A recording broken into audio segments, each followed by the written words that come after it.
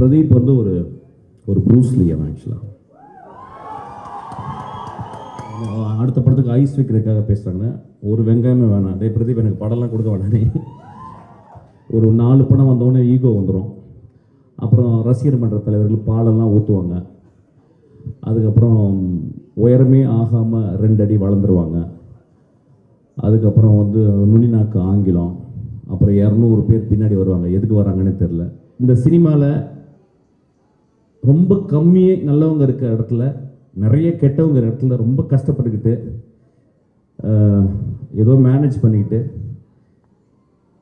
சீக்கிரமாக சினிமா விட்டு வெளியே போகிற ஒரு டைரக்டர்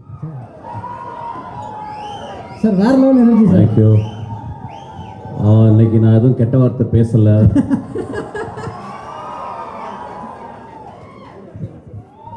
ஒரு கொம்பு அறுத்து எடுத்துட்டாங்க, அதனால் ஒரே ஒரு கொம்பு தான் இருக்குது.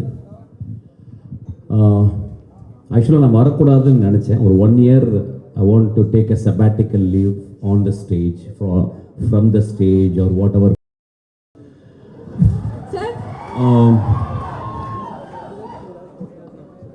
பட் ஆனால் 3 பேருக்காக இந்த மேடையில் வர வேண்டியிருந்துச்சு. ஒன்று வந்து நான் ஒரு படம் ஒர்க் பண்ணேன் அகரம் சாரோட. He never behaved as a producer. He behaved as my father actually. He loved my film. He loved every process of my filmmaking. அந்த படம் பெருசாக அவருக்கு வந்து ஒரு பிரேக் ஈவன் தான் பண்ணியிருக்குன்னு நினைக்கிறேன். பட் இன்னும் சொல்லுவார், என்னுடைய கம்பெனியில் எடுத்த பெஸ்ட்டு படம்னு சொல்லுவார். ஸோ அவருடைய அன்புக்காக இந்த படம் மிகப்பெரிய வெற்றி படம் அவருக்கு. அவர் வந்து ஒரு மிடாஸ் டச் மாதிரி, whatever he touches it will be a hit film. அந்த மிடாஸ் டச்சிலேருந்து 2 குழந்தைகளை பெற்றெடுத்திருக்காரு. ரொம்ப எக்ஸ்ட்ரானரி சில்ட்ரன். எனக்கு தெரிஞ்சு இந்த ஏஜில் இந்த 2 குழந்தைங்க ஒர்க் பண்ணுற மாதிரி கிட்டத்தட்ட everyday they come to the spot, வந்து பார்த்து ஒரு 8 hours உட்காந்து என்ன நடக்குதுன்றதை தெரிஞ்சுக்கிட்டு the support they gave for the encouragement to the Ashwath எல்லாருக்குமே ஃபென்டாபிளஸ். அந்த 2 குழந்தைகளுக்கும் இந்த வாழ்த்துக்கள். அப்பா உங்கள்கிட்ட கூப்பிட்டு போயிருக்காரு, நிச்சயமாக நீங்கள் நல்ல படங்கள் எடுப்பீங்க, என்னுடைய மனதார்ந்த வாழ்த்துக்கள். அதுக்கப்புறம் வந்து பிரதீப், கடைசியில் வரேன்டா உனக்கு. பிரதீப் வந்து ஒரு ப்ரூஸ்லி அவன் ஆக்சுவலாக.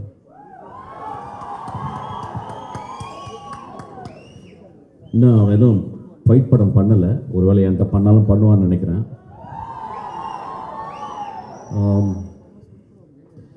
ரொம்ப நாளைக்கு அப்புறம் சினிமாவில் வந்து ஒரு யங் ஸ்டாரை நான் பார்த்தேன் ஆக்சுவலாக. ஒரு பிரைட்டஸ்ட் ஸ்டார் ஆக்சுவலி.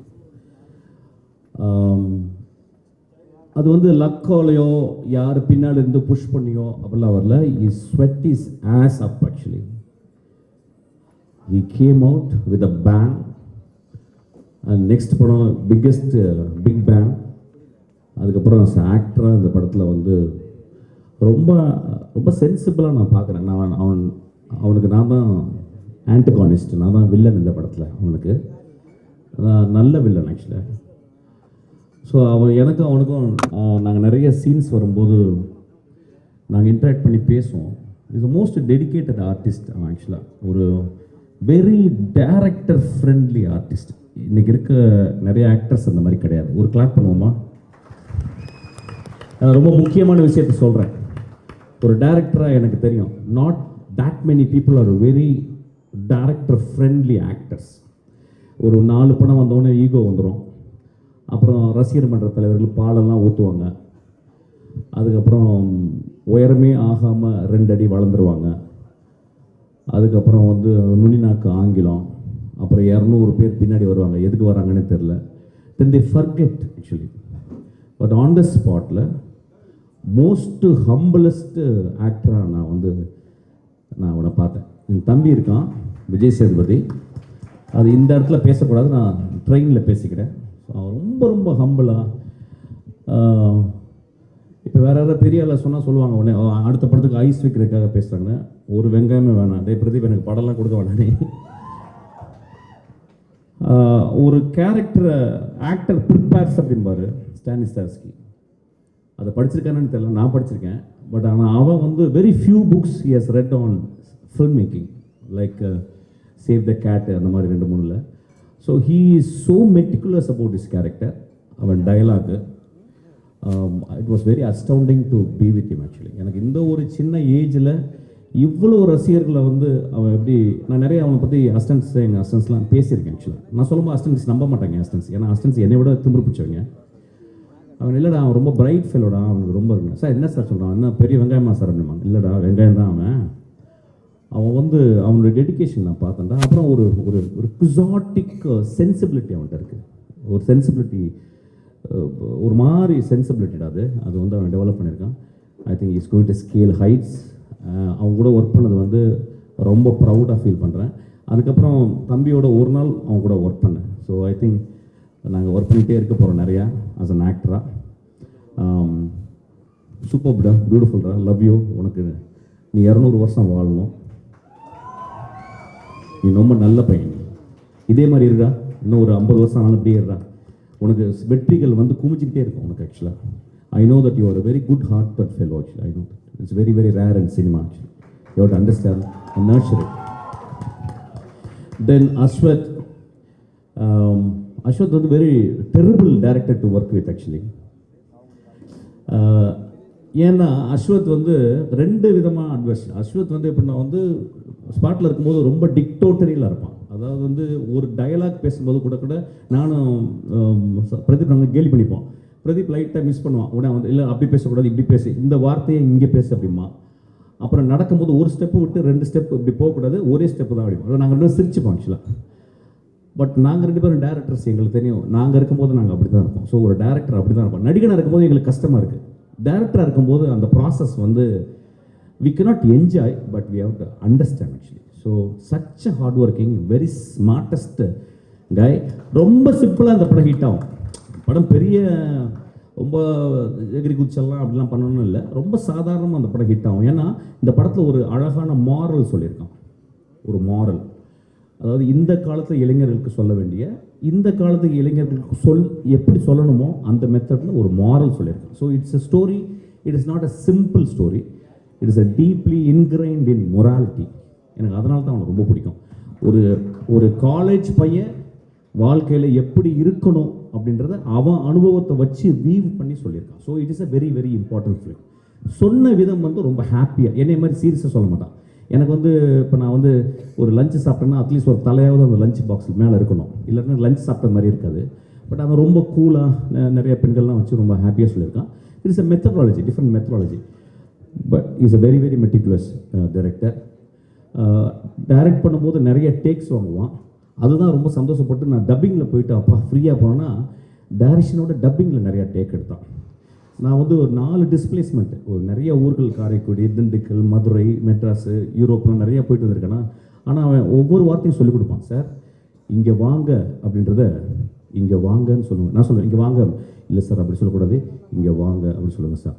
எனக்கு ஒரு டிஃப்ரென்ஸே புரியாது. கடைசியில் அவன் சொல்ல நான் திருப்பி பீட் பண்ணி அவன் சொன்ன மாதிரி இங்கே வாங்க அப்படின்பேன். ஆக்சுவலாக அந்தளவு மெட்டிகுலஸ். இது ஏன் சொல்ல வரேன்னா, see these are all strengths.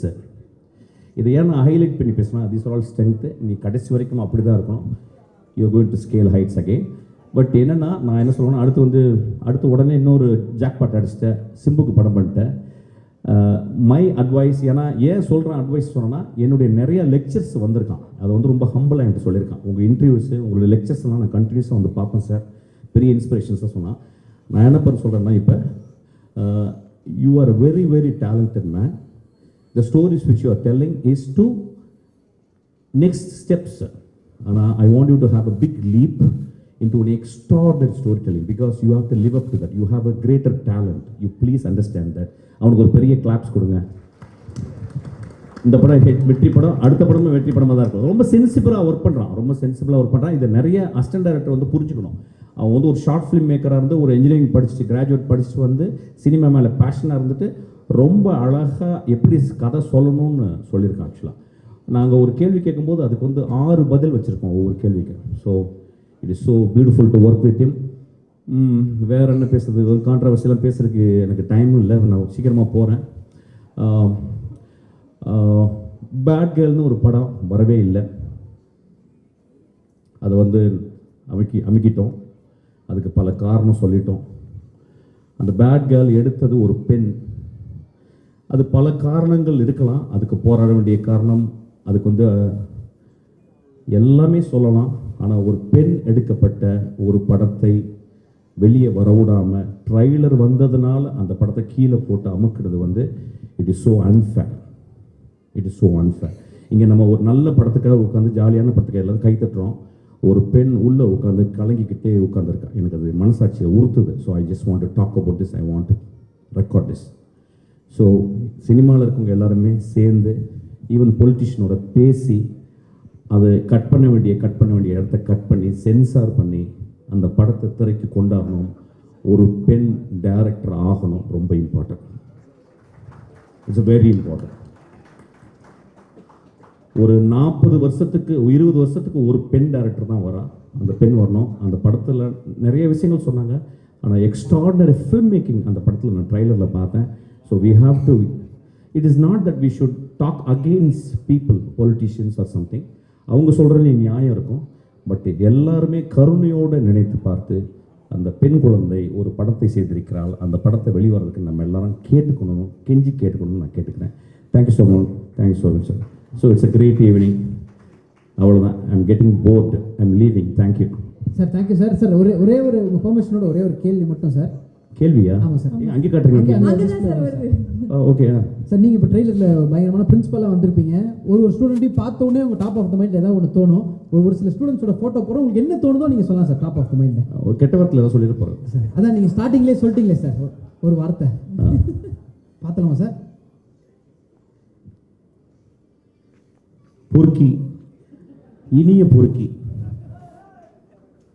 Okay sir. பெரும்பொறுக்கி, இனிய பெரும்பொறுக்கி. இன்க்ரீஸ் ஆகிட்டே போதே சார். இவ்வளோ நான் ரிஜெக்ட் பண்ணிட்டேன் என் படத்தில். நான் தான் ஃபஸ்ட்டு பண்ண வேண்டியது. ரொம்ப அழகாக இருந்தாங்கிறதுக்காக ரிஜெக்ட் பண்ணிட்டேன். ஏன்னா எனக்கு கொஞ்சம் மிட் ரேஞ்சில் வேணும். ரொம்ப டவுன் டு எர்த்தா பக்கத்து வீட்டு பொண்ணு மாதிரி வேணும். அவன் ரொம்ப அழகாக இருந்தா, அதனால ரிஜெக்ட் பண்ணேன். சாரி டி. You understand what I'm saying? You want me to say in English or Hindi? Okay, it doesn't matter. யாருன்னு கேட்பாரு? ஏய், இதெல்லாம் உன் ப்ரிப்பரேஷனா? சார், என்ன நீங்கள் ஏதாவது திட்டி நான் இவ்வளோ நாள் கெட்ட வார்த்தை பேசலாம்னு நினச்சேன்டா. டேய், so kind of you sir. Thank you. என்னை விட ஒரு நல்லவர் இப்போ பார்ப்பீங்க பாருங்க. டேய் மாத்திரை ரொம்ப ஓகே. இல்லை, அந்த பையனை பற்றி சொல்லிடுறேன். சி, ஒரு சினிமாவில் நடிகனுக்கு நம்ம வந்து ஃபேன்ஸ் இருப்பாங்களே, இப்போ வந்து ஒரு காம்பேர் பண்ணுறதுக்கு ஃபேன்ஸ் இருக்கும். Thank you sir. ஓகே, சீக்கிரம் மாற்றிடு. ஒரு கண்ணு தெரியாத மான்ஸ்டர். இந்த சினிமாவில் ரொம்ப கம்மியே நல்லவங்க இருக்கிற இடத்துல, நிறைய கெட்டவங்க இடத்துல ரொம்ப கஷ்டப்பட்டுக்கிட்டு ஏதோ மேனேஜ் பண்ணிக்கிட்டு சீக்கிரமாக சினிமா விட்டு வெளியே போகிற ஒரு director. Sir, thank you so much. இல்லை சார், அந்த வார்த்தையை எங்களால் கண்டிப்பாக ஏற்றுக்க முடியாது. கண்டிப்பாக ஒரு பெரிய கைத்தட்டல் சாருக்கும் இந்த இடத்துல கொடுக்கணும் அப்படின்றது ஆசை. Thank you. Lots of love to you sir. Thank you.